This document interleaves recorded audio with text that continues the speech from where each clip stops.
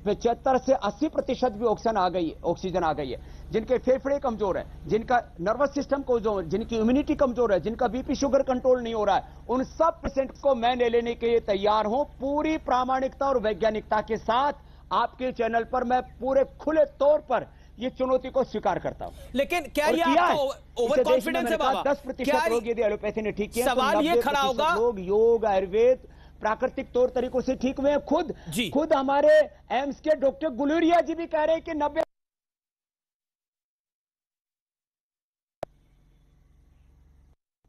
बाबा लेकिन वो ये भी कह रहे हैं कि आपकी संस्था के साथ जो लोग जुड़े हुए हैं उनका भी दुखद देहांत हुआ है, तो बाबा रामदेव प्रैक्टिकल चीजों को समझे, ये भी वो कह रहे हैं बाबा।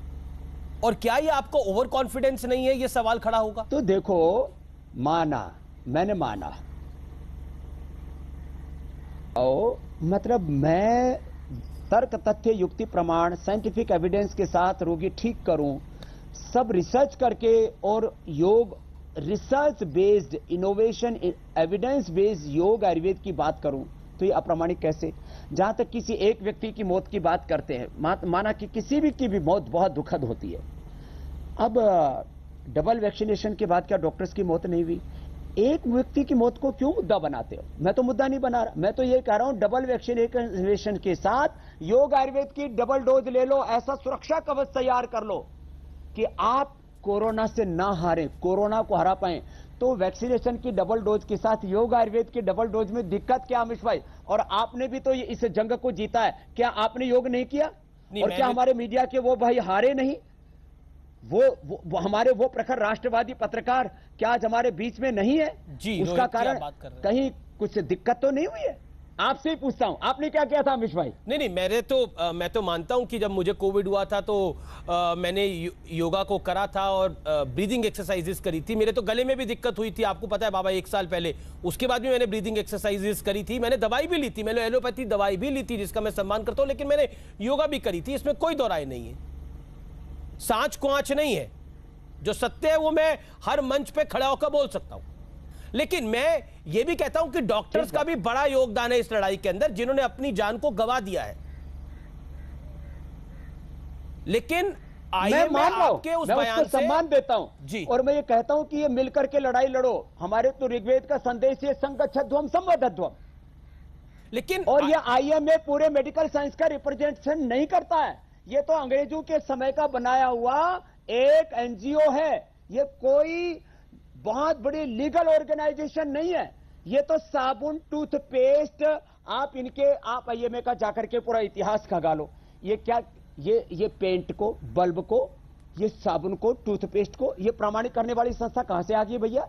और इनके पास कौन सी रिसर्च लेबोरेटरी है? इनके पास क्या साइंटिफिक सेटअप है? किसी भी चीज का साइंटिफिक, ये जो एक्रेडिटेशन की बात करते हैं, वैलिडेशन की बात करते हैं, ये होते कौन है साइंटिफिक एक्रेडिटेशन और वैलिडेशन वाले?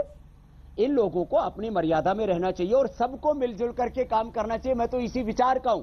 अरे अपने पूर्वजों की ज्ञान परंपरा का और वैज्ञानिक अनुसंधान।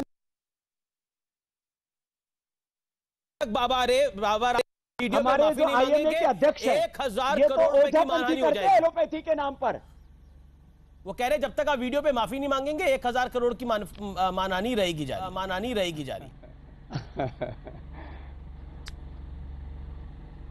बाबा रामदेव वो वीडियो माफी की बात करते हैं। वो जो मैं फिर वापस किसी का भी अनादर नहीं करना चाहता हूं। जो मेरे से माफी की मांग कर रहे हैं, जो माफी की मांग कर रहे हैं मेरे से, उन जिसकी इज्जत होगी उसकी कोई बेइज्जती करेगा ना।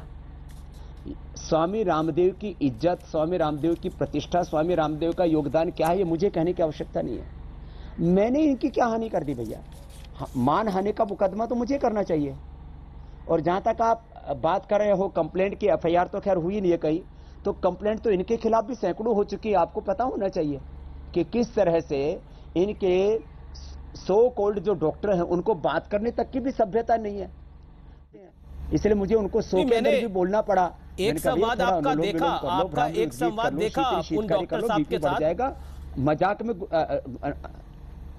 मैंने देखा आपका एक संवाद, और वो जिस तरह की भाषा का इस्तेमाल कर रहे थे उस पर आप क्या कहना चाहते हैं? मिस्टर लेले को आप क्या कहना चाहते हैं? बड़े सम्मानित डॉक्टर हैं वो आईएमए के, लेकिन उन्होंने जिस भाषा का इस्तेमाल किया आपके साथ एक कार्यक्रम में, क्या कहना चाहते हैं?